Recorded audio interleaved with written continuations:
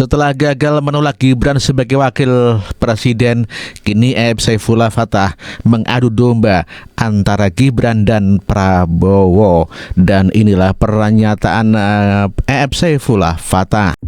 Saya menolak Gibran. Saya tak ingin Gibran jadi wakil presiden saya. Gibran adalah anak kandung nepotisme. Sesungguhnya ia belum memenuhi syarat untuk disebut sebagai orang yang sudah cukup bekerja dan karena itu layak untuk diberi kepercayaan lebih besar. Menyangkut Gibran, tidak ada bukti yang cukup untuk mengatakan ia pemimpin yang layak. Wajar warga negara seperti saya menolak Gibran. Bukan sentimen pribadi. Keluarga besar saya tidak ada urusan dengan keluarga besar Jokowi. Bukan itu masalahnya.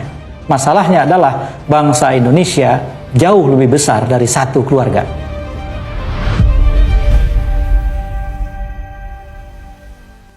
Gibran sekarang punya potensi jadi calon presiden. Dengan asumsi bahwa ia berkait dengan PSI, Partai Solidaritas Indonesia, yang dipimpin oleh adik kandungnya, maka Gibran bisa melenggang dalam kontestasi pemilihan presiden 2029.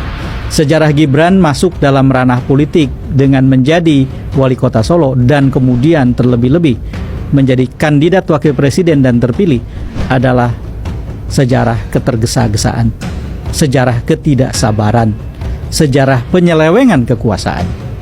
Ia tidak sedang memerintah, dia sedang mencicil kampanye.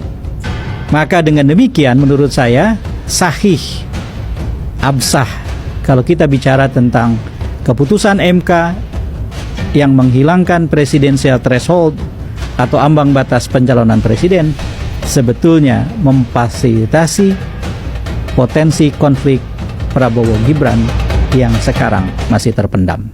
Gibran yang mitologis adalah Gibran yang mitos, anak muda yang hebat yang kemudian berhasil menjadi wakil presiden.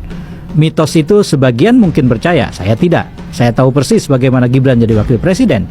Ayah dan pamannya membantu dia dengan kemudian sampai mengubah undang-undang sampai akhirnya dia menjadi memenuhi syarat untuk menjadi calon wakil presiden. Tidak ada yang hebat dari soal itu, sama sekali tidak ada yang hebat, tidak ada yang patut dicontoh. Tetapi tidak semua orang punya sikap seperti saya. Jadi bisa saja orang menganggap secara mitos Gibran adalah sosok besar. Tetapi jangan lupa 5 tahun adalah proses sebuah mitos menjadi historis. Pada saat nanti ikut kontestasi belum tentu dia ada di atas. Jika Gibran punya kepandaian mengatur itu dengan timnya, tentu saja bisa jadi orang akan terkelabui seperti orang terkelabui oleh ayahnya. Tetapi saya yakin tidak semua orang akan terkelabui. Dan ada di bawah lampu sorot yang terus menyala sekali lagi, membuat pengelabuan akan sangat sulit dilakukan. MK memutuskan untuk memenuhi permohonan agar presidensial threshold atau ambang batas pencalonan presiden dihapuskan. Tentu saja keputusan MK itu membuat kompetisi akan lebih terbuka bagi lebih banyak kandidat. Tetapi saudara, tentu saja partai-partai tidak akan serta-merta menerima dengan senang hati situasi itu. Yang akan terjadi tentu saja adalah upaya partai-partai di parlemen untuk membatasi agar tidak terlalu banyak partai yang ikut serta. Ini bukan semata-mata berbasis pandangan demokratis mereka tentang sistem kepartaian yang efisien atau yang kuat, bukan. Tetapi ini terutama dilandasi oleh keinginan mereka di hulu untuk membatasi kontestasi di dalam pilpres sehingga mereka tidak harus berhadapan dengan kontestan yang terlalu banyak. Peluang mereka jadi lebih besar. Bentuknya secara teknis seperti apa? Nanti kita lihat. Ngene lho, Kang Eep. Saat keputusan hukum itu diambil, maka di situ pasti kan akan ada hukum berlaku. Pihak yang merasa pas dan untung atau pihak merasa kurang pas akhirnya rugi. Lah iki yang ngajukan sopo? Mbok ya coba dicerna lah, dicerna. Kemarin tatkala presiden thresholdnya 20%, siapa yang ngajukan, siapa yang diuntungkan. Dengan dirubahnya angka presiden threshold batasnya itu apa? Hanya seorang Mas Gibran, hanya PSI. Enggak bisa nangkep caramu itu. Ini kajian ilmiah atau ini tendensius personal? Lah ini keputusan dari satu lembaga negara yang bernama MK. Masa sih analisis seseorang doktor dan peneliti lulusan dari luar negeri, kampusnya besar, negara yang hebat, analisisnya gitu?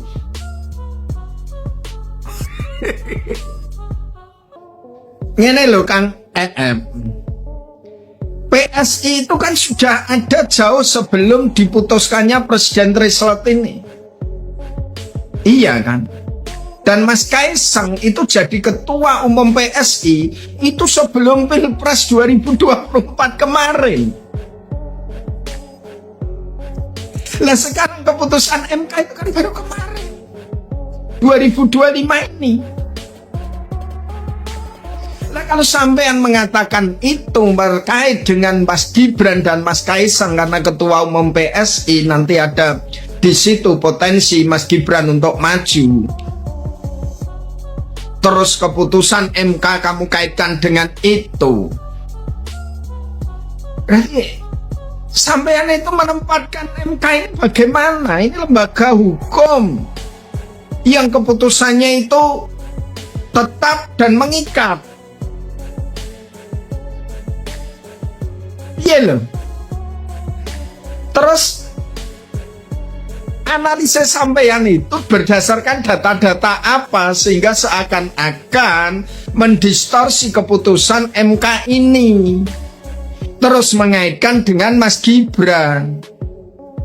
Kalau Mas Gibran itu saya yakin qulillahumma malikal mulki tu'til mulka man tasya'u, dan itu kalau memang sudah haknya sudah tertulis di Lauhul Mahfuz, jadi walaupun akan diotak-atik seperti apapun, demikian pula hanya jenengan sampean ini juga punya hak untuk maju.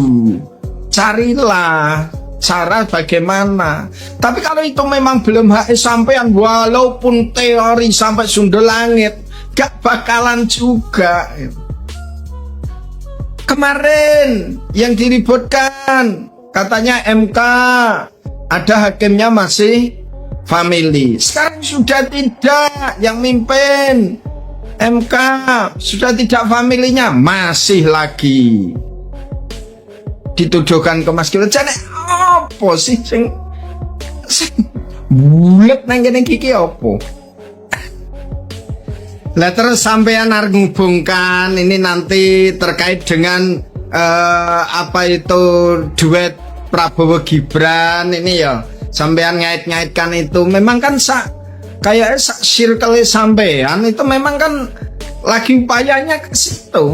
Nah, terus apa ini mungkin dikemas dengan apa keputusan MK ini, terus coba ngutak-ngatik gimana duet Pak Prabowo karo Mas Gibran iku tau nek ngono ya malah lebih kebaca lagi to Kang EM. Lebih kebaca lagi no piye to.